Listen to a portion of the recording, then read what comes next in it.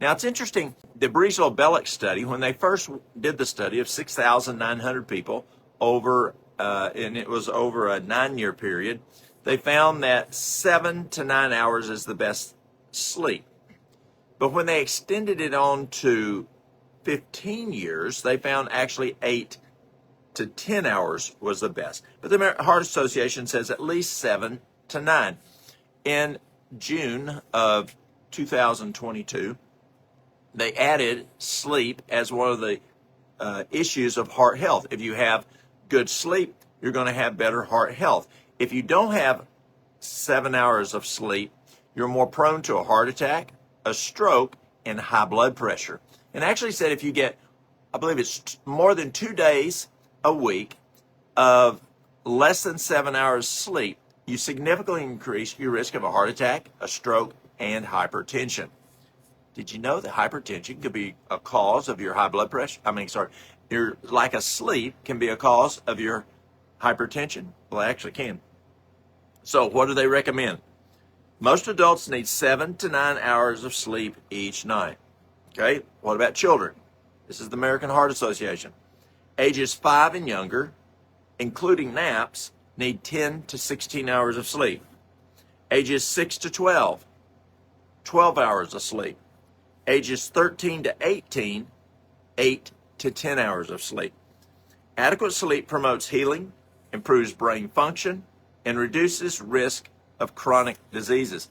It's interesting as we look at when our children going to bed today. Now, when I was a kid, it got dark, you had to go to bed. Adults stayed up and did some things.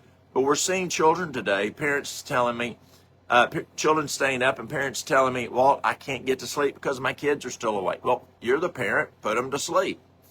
According to the Heart Association, poor sleep can cause major cardiovascular risk for including obesity, high blood pressure, and diabetes. What did they say there?